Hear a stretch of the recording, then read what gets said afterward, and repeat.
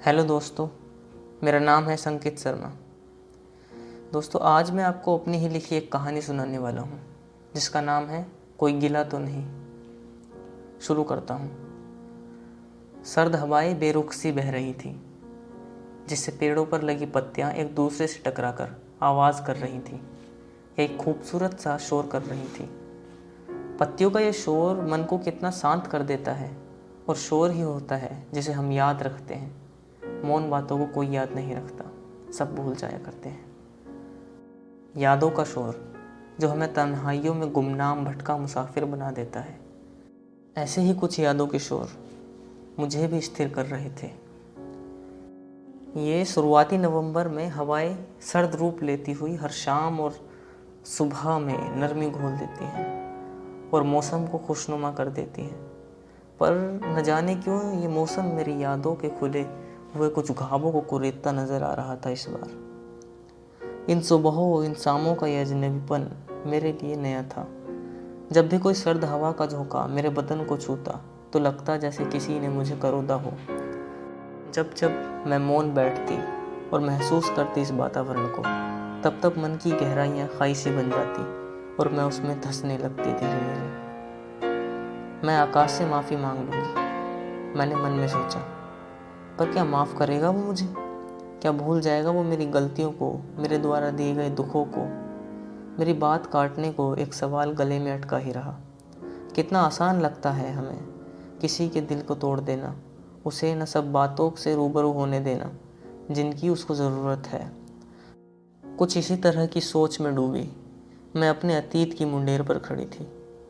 मुझे वो दिन याद आने लगा जब मैं शादी के बाद आकाश के घर पहली बार आई थी। वो सितारों भरी रात थी। मैं और आकाश फूलों से सजे एक कमरे में बैठे थे। खिड़की के उस पार सितारों से जगमगाते आसमान को देख रहे थे। आकाश बहुत स्मार्ट और वेल डूइंग लड़का है, बहुत भाएगा हमारी दीक्षा को। हाँ, पापा ने यही कहा था लड़के के बारे में जिक्र करते समय। मैंने कोई दिलचस्पी ना ली थी उसके बारे में जानने की। आकाश था भी बिल्कुल वैसा ही, रेशमी चमकदार बाल, चमचमाती आंखें और होठों पर हमेशा एक हंसी। किसी एमएनसी में मैनेजर की पोस्ट पर था। मैं सोच ही रही थी कि मैंने कंधों पर एक हाथ महसूस किया। आकाश का हाथ था और शायद दोस्ती की फरमाइश कर रहा था। मैं तुरंत खड़ी हुई और छटपटाकर तुरंत 2 कदम पीछे लिए। मैंने आकाश को बड़ी हैरानी से देखा और आकाश मुझे भी हैरानी से देख रहा था। क्या हुआ दीक्षा? आकाश ने पूछा।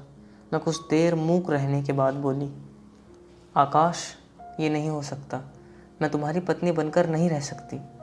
आकाश फटी आंखों संग अधखुले होठों से मुझे देख रहा था। क्या हुआ दीक्षा, मुझे बताओ, आकाश ने चुप्पी तोड़ते हुए मुझसे पूछा। आकाश, मैं किसी और से प्यार करती हूँ।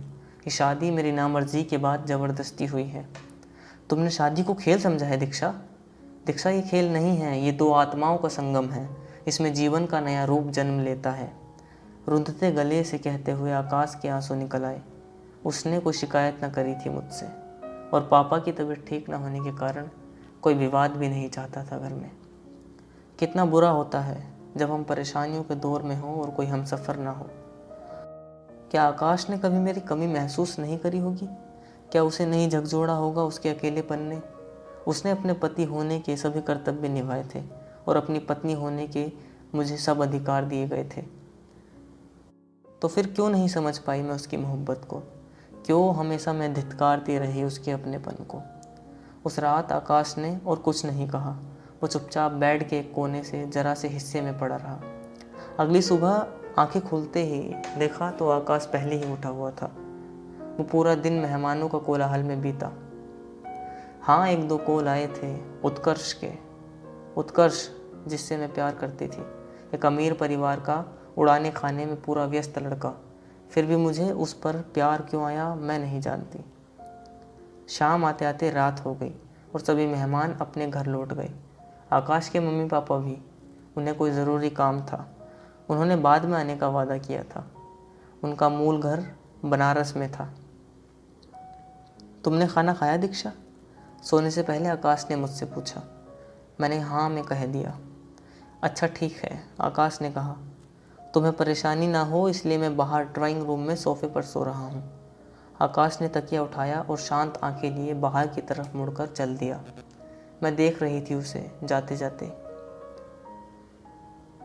खिड़की से झांकती चमकदार किरण की तेज से अगली सुबह मेरी आंखें खुली। चाय का कप मेरे सिरहाने रखा था और आकाश ऑफिस के लिए तैयार हो रहा था। तभी फ़ोन वाइब्रेट हुआ। उत्कर्ष का मैसेज था, जब फ्री हो तो कॉल करना। मैं आकाश के जाने का इंतज़ार करने लगी।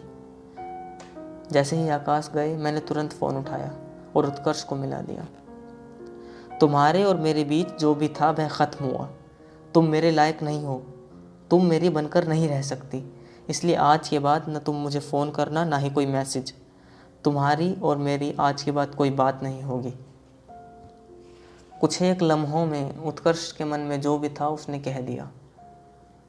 उत्कर्ष का ये रूप मेरे लिए बिल्कुल नया था। ऐसा नहीं होता उत्कर्ष, तुम मुझे ऐसा कैसे कह सकते हो? तुमने प्यार किया था मुझसे और तुमने प्यार को कोई खेल समझा हुआ है क्या? मुझे गुस्सा आ गया। तुमने भी तो खिलवाड़ किया है आकाश की ज़िंदगी के साथ। अपने बारे में क्या ख्याल रखती हो?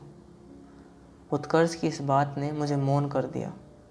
हाँ, किया था मैंने खिलवाड़ आकाश की ज़िंदगी के साथ। मैंने फ़ोन काटा और बेड पर गुस्से में पटक दिया। मेरी आंखें लाल हो गई थी। तभी अचानक से पीछे देखा तो आकाश खड़ा था। वो मेरा फ़ोन रह गया था इसलिए आना पड़ा। क्या हुआ, परेशान लग रही हो? लाल आंखें देखकर आकाश ने पूछा। नहीं, कुछ नहीं। गर्दन ना के इशारे में हिलाकर मैंने ऐसा करने की कोशिश करी जैसे सच में कुछ ना हुआ हो। रोते रोते मैंने उत्कर्ष को कई मैसेज किए, कॉल भी की, लेकिन कोई जवाब न था। हम दूर की चीज़ों की आस में कई बार हमारे पास जो मौजूद है उन चीज़ों का ख्याल करना छोड़ जाते हैं। जज्बातों की इसी तोड़ मरोड़ में दिन बीतने लगे थे मेरे भी। मैंने आकाश को सब कुछ बता देना चाहती थी, लेकिन अंतर्मन से उठता डर मुझे हमेशा रोक लेता था। मैंने धीरे धीरे आकाश को समझना शुरू किया। उसकी सादगी बिल्कुल बेदाग थी। मैंने आकाश को उसके पति होने का कभी अधिकार नहीं दिया था और ना ही कभी उसने कोई ज़बरदस्ती करी थी। पर अब यह अधूरी शामें मुझे खलने लगी थी। यह आसमान का संतरीपन मेरी आंखों में चुभने लगा। मैं इसे सहन करने के लिए अब सक्षम नहीं थी, इसलिए मैं माफ़ी मांग लेना चाहती थी आकाश से। कभी कभी हम कितने स्वार्थी होते हैं, प्यार पाने की चाह में उसके पीछे भागते हैं। आज मैं देर से उठी, तब तक आकाश जा चुका था और मैं अकेली थी एकांत कमरे में। अकेलापन खामोश कर देता है। जहन में ये सवाल भी आता है कि हम अपने बनकर क्यों नहीं रहते? क्यों हम उनके बनकर नहीं रहते जो हमारे अपने हैं? क्यों हम दूसरों को तवज्जो देते हैं? हमारे जीवन में अपनों के प्यार से भी क्या कोई कमी होती है कभी? शायद नहीं, क्योंकि हम जैसे जैसे बड़े होते हैं हमारी सोच का भी आकार बढ़ने लगता है। हम दूसरों को देखकर उन चीज़ों की होड़ करते हैं जो उनके पास है। मेरा आज का पूरा दिन इन्हीं सोच विचारों में वो बीता और फिर ये मचलती शाम मेरे सामने खड़ी थी। सवालात लिए मन से आवाज़ें उठ रही थी और अकेलेपन में मन से उठती आवाज़ें मुझे विचलित कर रही थी। अंदर से भावनाएं उमड़ने लगी, वही मेरी भावनाएं जो आकाश के लिए शायद थी, अधूरी जिंदा थी। कभी तो मेरा प्यार जन्मेगा उन्हें पूरा करने के लिए। मैं मांग लूँगी माफ़ी आकाश से। मैं कह दूँगी अपना पूरा हाल दिल, कह दूँगी मैं रूठी हूँ खुद से, मना लो मुझे तुम। पत्नी ना सही दोस्त ही बना लो। बहुत ज़रूरत है मुझे एक दोस्त की जो मेरी बातें सुनकर उन पर हंसे, मुझसे रूठे, मुझे मनाए, मेरे साथ बैठे और देर रात तक मुझे इस चांदनी रात और अनंत नीले आकाश को देखे। इसी पश्चाताप के आलिंगन में मेरी पूरी रात बीती। अगले दिन मैं आकाश के सामने खड़ी थी। नम लिए आकाश मुझे बड़ी खूबसूरती से देख रहा था। मुझे माफ़ कर दो आकाश, मैं खुद को और काट कर नहीं रख सकती। तुम्हारे प्रेम का तिरस्कार करा मेरी गलती थी। मैं मुंह नीचे करके रोने लगी। तभी मैंने अपने गालों पर नरम से हाथ महसूस करे। मैं छटपटाई नहीं थी इस बार। मैंने इस बार उन नरम हाथों को महसूस करने की कोशिश करी थी कोशिश करी थी कि मैं ढूंढूं उन हाथों में अपनापन। इन हाथों की तो मुझे ज़रूरत थी। उन हाथों में वो था जिसकी मुझे बहुत वक्त से चाहत रही थी। उन हाथों में अपनापन था, इसी की तो तलाश थी मुझे। मैंने कैसे अपने दिन काटे, रातें गुजारी, सिर्फ मैं जानती हूँ। पर क्या आकाश को भी कमी खली होगी? हाँ, खली तो होगी। दीक्षा, सच्चाई को अपनाना बहुत कठिन लगता है। मैंने मुंह ऊपर किया, देखा तो आकाश बोल रहे थे। सच्चाई सदैव यातना भरी लेकिन खूबसूरत होती है। हम सभी चीज़ों में प्यार चाहते हैं, इस वजह से हम दुखी रहते हैं, और भटकते हैं, क्योंकि ज़रूरी नहीं हर चीज़ जिससे हमें प्यार चाहते हैं वो हमारे लायक है या फिर वो हमें सपोर्ट करेगी। ज़रूरतों और फरमाइशों में फ़र्क होता है। खैर, इसमें तुम्हारी कोई गलती नहीं, तुम अब मेरी हो और मेरी ही रहना। आकाश ने शांत लहजे में कहते हुए मुझे गले से लगा लिया। ऐसा लगा जैसे मुझे सारे जहां मिल गए। गहराई थी उन एहसासों में, किसी नीले सागर से भी कई गुना अधिक। इतनी थी ये कहानी बस। धन्यवाद।